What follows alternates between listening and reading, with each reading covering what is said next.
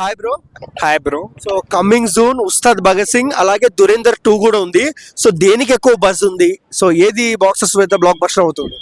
Like pan India లెవెల్లో చూసుకుంటే మాత్రం దురేందరే లైక్ ప్రిఫర్ చేస్తారు ఉస్తాద్ భగత్ సింగ్ మీద. ఎందుకంటే లైక్ అది పార్ట్ 1 ఇచ్చిన రెస్పాన్స్ వల్ల. సో అంటే నార్త్ లో సైడ్ లో ఎలా ఉన్నా, సౌత్ లో ఎలా ఉన్నా, సో తెలుగుకి వచ్చేసరికి పవర్ స్టార్ ని ఢీకొట్టే సత్తా ఉందంటారా దురేందర్ కి?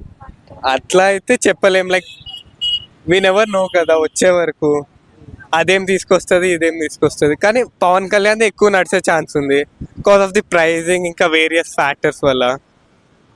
అంటే థియేటర్స్ ఎక్కువ దొరికే ఛాన్స్ ఉంటే మాత్రం దురేందర్ విల్ టేక్ ఆఫ్ అనేది కూడా కొంచెం వినిపిస్తుంది. సో అలా ఏం లేదు. లైక్ ప్రైజింగ్ కూడా కన్సిడర్ చేసి ఫ్యామిలీ ఆడియన్స్ అది ఇది చూసుకుంటే ఉస్తాద్ భగత్ సింగ్ ఎక్కువ నడుస్తుంది. Okay, have you seen the trailer tease? Yeah, ఎట్లా అనిపించింది?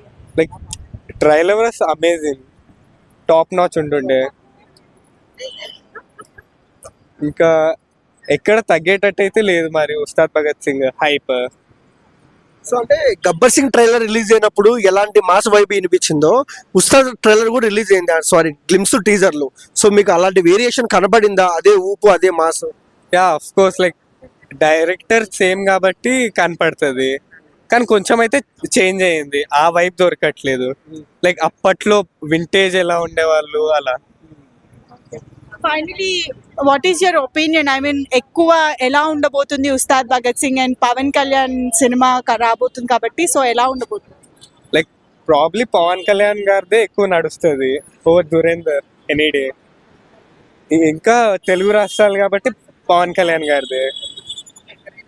లైక్ వి నెవర్ నో వచ్చే వరకు చెప్పలేం.